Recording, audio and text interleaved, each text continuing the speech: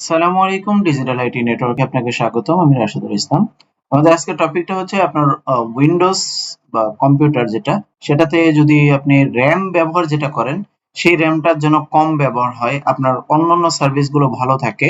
এই ধরনের একটা টপিক দেখাবো যে যেকোনো কোনো ডিভাইস বা কোনো ব্লুটুথ বা আদার্স কোনো কিছু ব্যবহার করলে এটা র্যামে ইফেক্ট পড়ে বা র্যাম ব্যবহার হতেই থাকে। আপনি ওই ডিভাইসটা ব্যবহার করছেন না, তবুও র্যাম ব্যবহার হচ্ছে। এই ধরনের কিছু টপিকস আছে, টপিকস গুলো আজকে দেখাবো। সম্পূর্ণ ভিডিওটা দেখলে আশা করি বুঝতে পারবেন এবং সেই সাথে চ্যানেলটা সাবস্ক্রাইব করে রাখবেন।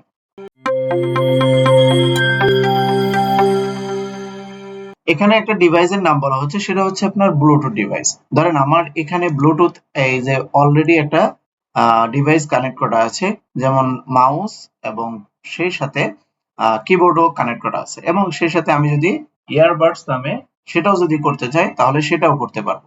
এই ধরনের ব্লুটুথ ডিভাইসটা যদি আপনি কানেক্ট করেন না, কানেক্ট করা আছে বাট আপনি আর ব্যবহার করছেন না, তো ওইটার জন্য র্যাম অটোমেটিক খেতেই থাকে বা র্যাম বাড়তে থাকে, র্যামের ইউজেবল বেশি থাকে।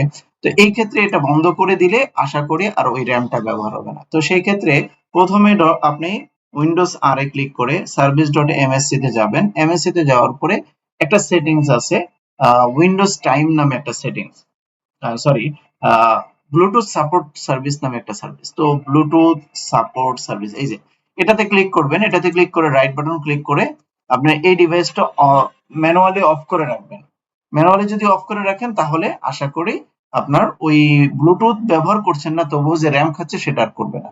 তো আশা করি বুঝতে পারছেন কিভাবে আপনার ব্লুটুথের কারণে র্যামটা কম খাবে বা কম ব্যবহার হবে, সেটা করতে পারবেন। তো আজকে ভিডিওটা এই পর্যন্তই। ভালো থাকবেন, সুস্থ থাকবেন। আসসালামু আলাইকুম।